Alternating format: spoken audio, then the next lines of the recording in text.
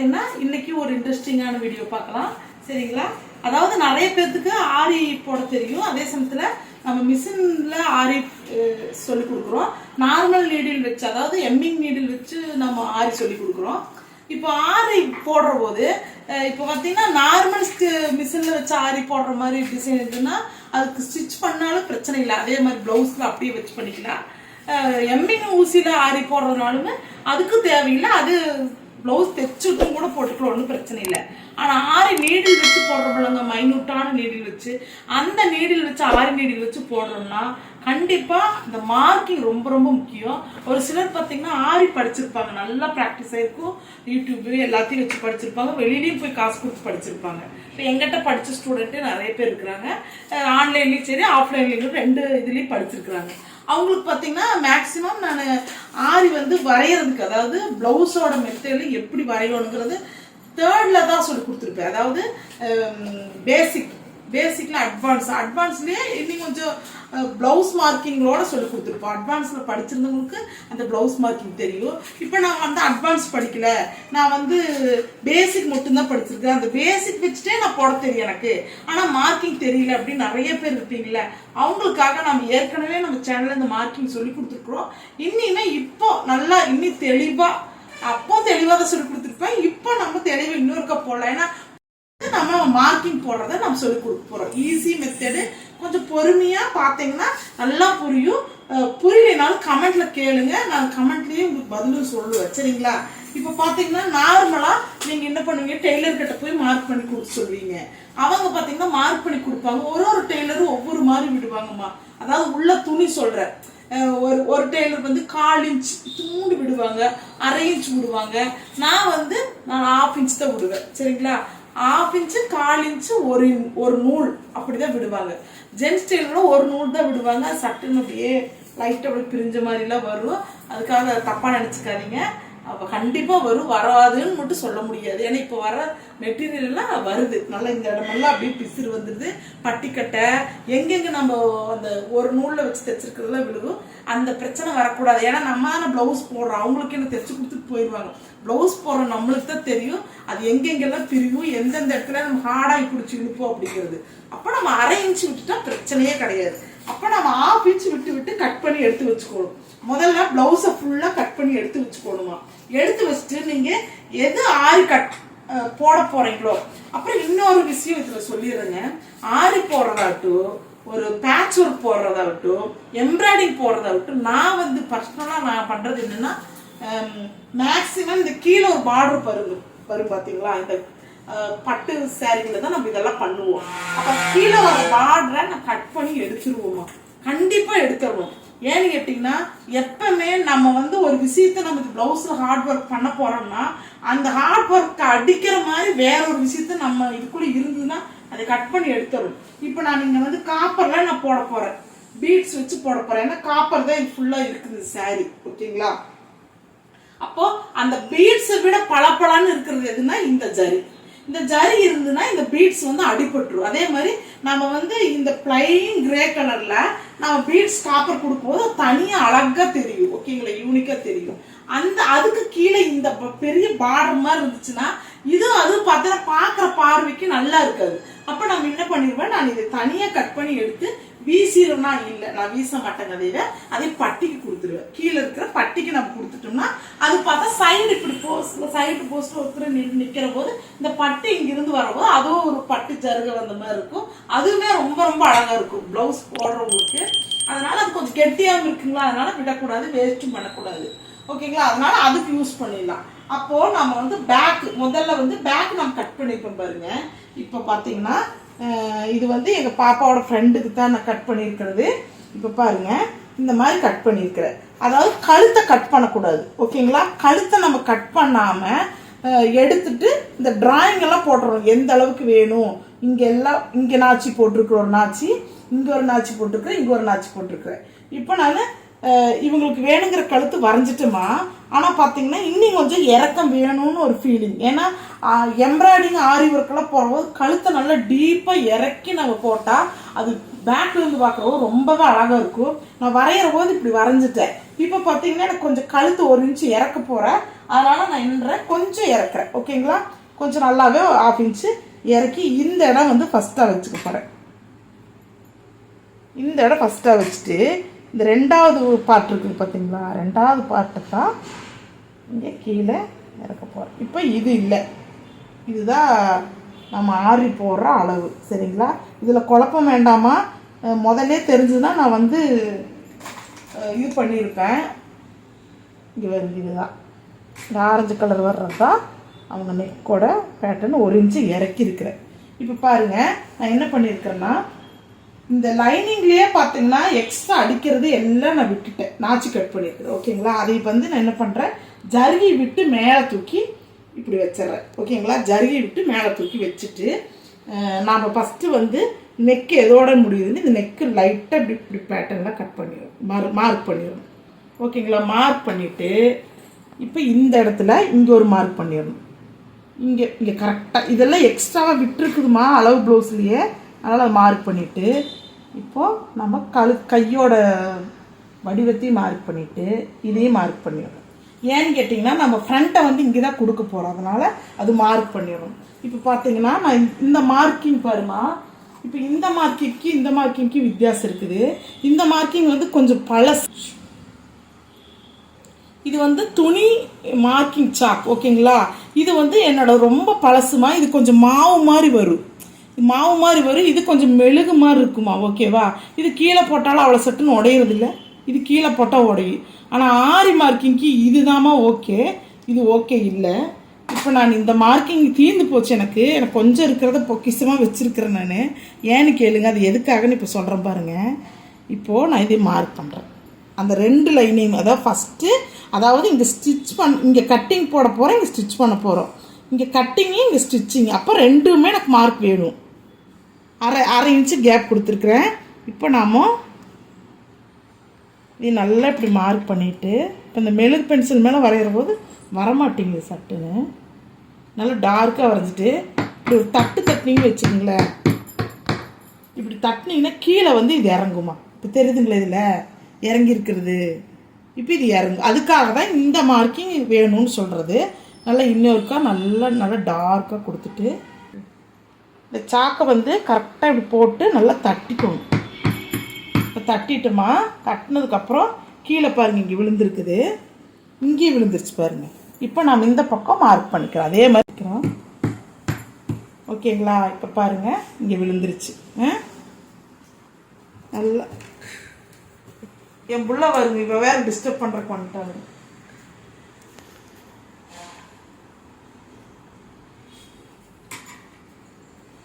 இப்போ இதை நல்லா மார்க் பண்ணியாச்சு.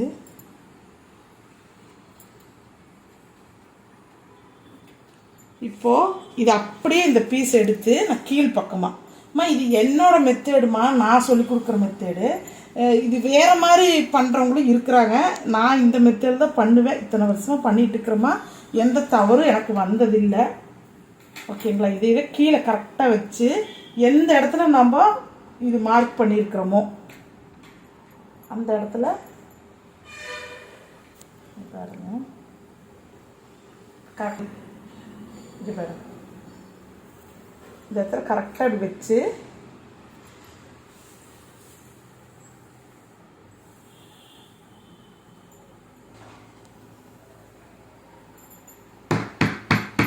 ஒரு தட்டிட்டோம்னா உங்களுக்கு இந்த பக்கம் டிசைன் விழுந்துடும். சரிங்களா, இப்போ நல்லா வேணும்னா பார்க்குறக்கு என்னமோ பண்ணுறாங்க, எனக்கு ஏதோ புரியாத மாதிரி இருக்குதுன்னுபீங்க. ஒரு தடவைக்கு 2 தடவை வீடியோ பாருங்கம்மா, கண்டிப்பாக இது ஈஸியாக இருக்கும். ஒரு தடவை நீங்கள் பண்ணி பார்த்து ட்ரை பண்ணிட்டீங்கன்னா அப்புறம் ரொம்ப ரொம்ப ஈஸியாக இருக்கும் இந்த மெத்தடு.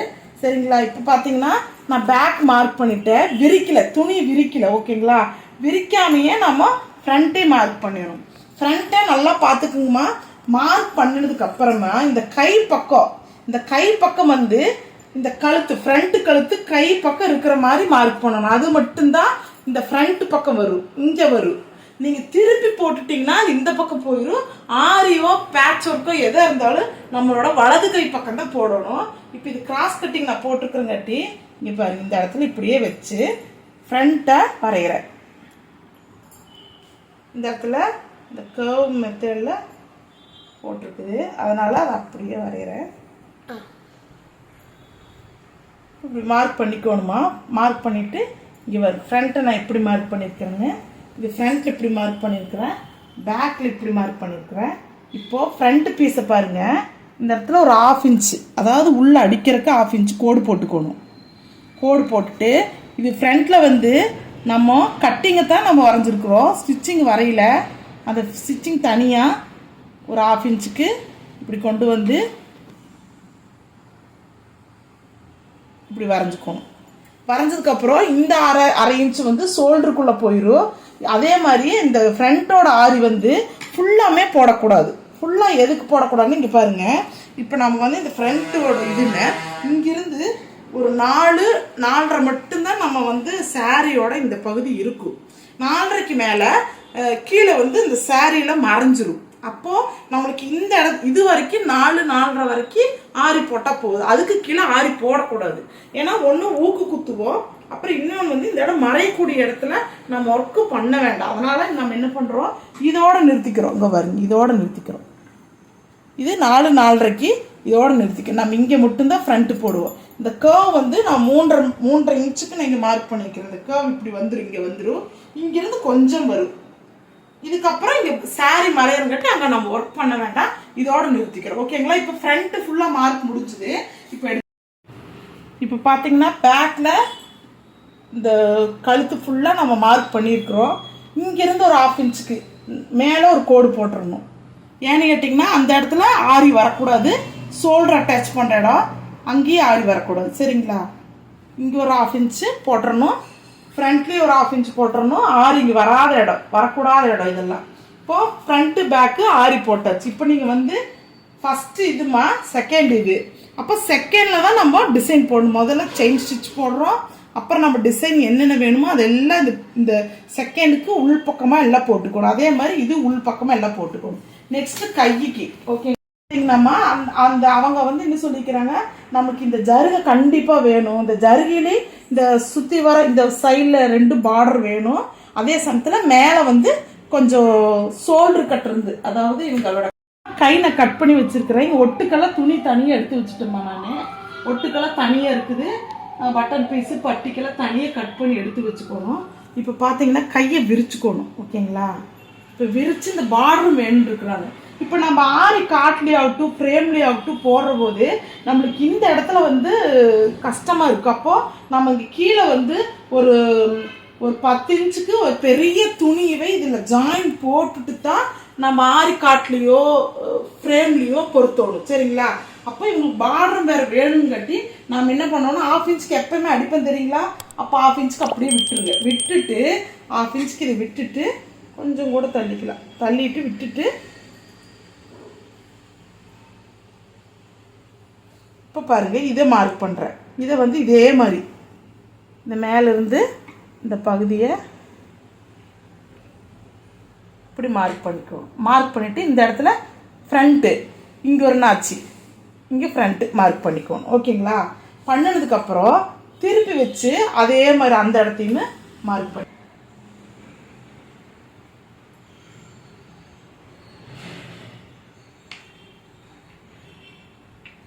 இப்போ நம்ம மார்க் பண்ணதுக்கப்புறம் இனி இந்த ப்ளவுஸோட இது நமக்கு லைனிங் வேண்டாம். இதை மடித்து பத்திரமா வச்சதுக்கப்புறம் இதை பாரு இப்படி விரிக்கணும். விரிச்சிங்கன்னா நமக்கு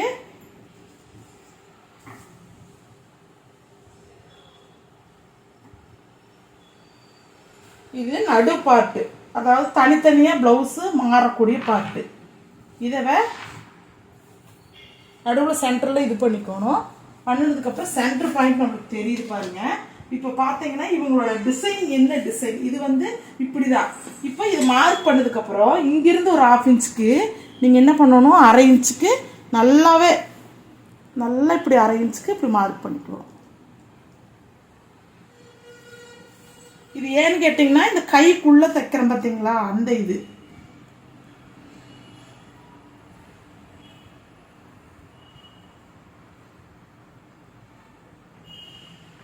இப்போ 1/2 இன்ச்சுக்கு இது வந்து கட்டிங், இது வந்து ஸ்டிச்சிங் அப்படியே போயிடும். உங்களுக்கு போனதுக்கு அப்புறமா இந்த கை பாருங்க, இந்த பொண்ணுக்கு வந்து கையோட சுற்றளவு பாருங்க எவ்வளவு இருக்குன்னு பாருங்க. கையோட சுற்றளவு 4.5 இருக்குதுங்க, 4.5 இருக்குது. இப்போ 4.5னா 9, ஓகேங்களா? 9 இன்ச்சுக்கு இந்த கையோட சுற்றளவு. அப்போ நாம் என்ன பண்ணணும், இது சென்டர் பாயிண்ட் மார்க் பண்ணிக்கணும். சென்டர் பாயிண்ட் மார்க் பண்ணிட்டு லைட்டாக மார்க் பண்ணிக்கோங்க. இந்த சாக்கில் ஒரு விஷயம் என்னன்னு கேட்டிங்கன்னா, கொஞ்ச நேரம் கழிச்சு நம்ம டஸ்ட் மாதிரி தட்டி விட்டு அது போயிடும், சரிங்களா? ஆனால் அது அப்படி கிடையாது. மார்க் பண்ணோம்னா அது மெழுகு பென்சில்கிட்ட அப்படியே மார்க்கிங் தெரியுது. அதனால அது வந்து இந்த ஆரிக்கு யூஸ் பண்ணாதீங்க. இந்த மாதிரி மாவு மாதிரி இருக்கிறது உடையக்கூடியது இதுக்கு தேவைப்படும். இப்போ பார்த்தீங்கன்னா இன்னொன்று கூட வச்சுக்கலாம், ஒரு இந்த மாதிரி பென்சிலிங் கூட நீங்கள் யூஸ் பண்ணிக்கலாம். அது ஒன்றும் பிரச்சனை இல்லை. லைனிங் போட்டால் இது போயிடும். இது மெழுகு, இதுவும் கூட மார்க் பண்ணிக்கலாம். நான் வந்து எனக்கு இதுலேயே பண்ணி இது தீர்ந்ததுக்கப்புறம் நானும் இதுக்கு தாம வருவேன், சரிங்களா? இப்போ பார்த்தீங்கன்னா நம்ம இங்கே பாருங்க 4.5 9 இன்ச்சுக்கு அந்த பொண்ணோட கை, ஓகேங்களா? சென்டரில் வந்து 4.5 வச்சுக்கோணும். இங்கே பாருங்க, சென்டரில் 4.5 வச்சிருக்கிறோமா, இங்கே 9. இந்த 9 கட்டு ஒரு மார்க் பண்ணிக்கோங்க. இங்கிருந்து ஃபஸ்ட்டு கட்டு ஒரு மார்க் பண்ணிக்கோங்க. இப்போது நம்மளோட கையோட சுற்றளவு இந்த பொண்ணுக்கு இதுதான். இப்போ பாருங்க, இந்த கையோட சுற்றளவு இந்த பொண்ணுக்கு இதுதான். நீங்கள் நேராகவே வச்சுக்கோங்க, ஒன்றும் பிரச்சனை இல்லை. நேராக கட் பண்ணிட்டு மார்க் பண்ணிட்டீங்களா? மார்க் பண்ணிவிட்டு இதில் தான் தைப்பீங்களா? இல்லை, இதில் தைக்கக்கூடாது. இங்கேருந்து ஒரு இன்ச்சுக்குன்னே வைங்களேன். 1 இன்ச்சுங்கிறது ஒரு 3/4 இன்ச்சுக்கு தைக்கக்கூடாதுமா. இங்கேருந்து உள் பக்கமாக மார்க் பண்ணுறீங்க. இப்போ உள் பக்கமாக மார்க் பண்ணிட்டு இப்போ வந்து ஏன்னா இங்கே தைக்கக்கூடாதுன்னா, கரெக்டாக நமக்கு இந்த இடத்துல தான் ஸ்டிச்சிங் வரும், அதனால் அங்கே தைக்கக்கூடாது. நம்ம இதோடு நிறுத்திட்டோம்னா இது கரெக்டாக உங்களுக்கு இங்கேருந்து ஃப்ரண்ட்லேருந்து அந்த பக்கம் உள்ள வரைக்கும் போகும். அடியில் அந்த டிசைன் இருக்காது. அது அவங்க உடம்புல குத்தம் செய்யாது, அவங்களோட சாரி இருக்கிற ஜருகி பிடிச்சி இழுக்கவும் செய்யாது. அதனால் எப்பவுமே உள்ளே இருக்கிறத ஃபஸ்ட்டில் நம்ம வந்து கட்டிங், செகண்டில் ஸ்டிச்சிங். அப்போ அதே மாதிரி இது வந்து முதல்ல கோடு போட்டிருக்கிறது வந்து ஸ்டிச்சிங், உள்ளே இருக்கிறதுல தான் வந்து ஆரி போடணும். இதை கொஞ்சம் தெளிவாக இன்னொரு தடவை வீடியோவை நீங்கள் ஓட்டி பார்த்துக்குங்க. அதே மாதிரி இங்கே பாருங்க, நான் 4.5க்கு வைக்கிறேன், இங்கே ஒரு மார்க் பண்ணுறேன், இங்கே 9க்கு இந்த இடத்துல ஒரு மார்க் பண்ணுறேன், சரிங்களா? பண்ணிவிட்டு இப்படி ஒரு மார்க்கு, இப்படி ஒரு மார்க் பண்ணுறேன். அப்புறம் இங்கே 1 இன்ச்சுக்கு, இங்கே 1 இன்ச்சு. இப்போது நான் என்ன பண்ணுறேங்க, இங்கேருந்து போடுறேன், இங்கேயும் போடுறேங்க. அப்புறம் இங்கே வந்து இங்கே மேலேருந்து டிசைன் வரப்போகுது. அந்த டிசைனை தனியாக ட்ரேஸ் பண்ணி எடுத்துட்டு இதில் வச்சு அட்டாச் பண்ணிடலாம். இதுதான் ஆரி மெத்தடுமா, ரொம்ப ஈஸி. ஒரு தடவைக்கு 2 தடவை வீடியோவை நல்லா ஓட்டி பாருங்கள். நான் பொறுமையாக தான் சொல்லியிருப்பேன், நல்லா தெளிவாக தெரிஞ்சுக்குங்க. தெரிஞ்சுட்டு நீங்கள் ஃபஸ்ட்டு சும்மா சிம்பிளாக வரைஞ்சி பாருங்கள். ஏன்னா நீங்கள் போட போகிறதுல வரைஞ்சி பார்த்துட்டு அனலைஸ் பண்ணிவிட்டு இன்னொரு தடவை வீடியோ பார்த்துட்டு கண்டிப்பாக தைரியமாக போடுங்க. ஸ்டிச்சிங் அந்த ஊசி போடுற இடத்துலலாம் நீங்கள் ஆரி போடலைன்னா பிரச்சனையே இல்லைம்மா. ஏன்னா உங்கள் ப்ளவுஸு உங்கள் ஒன்றும் பிரச்சனை இல்லை, ஆறு ஒன்றும் சொல்ல மாட்டாங்க. தைரியமாக போடுங்க. கூடிய விரைவில் இந்த டிசைன் போட்டுட்டு உங்களுக்கு இதையும் காட்டுறேன் வீடியோவில், சரிங்களா?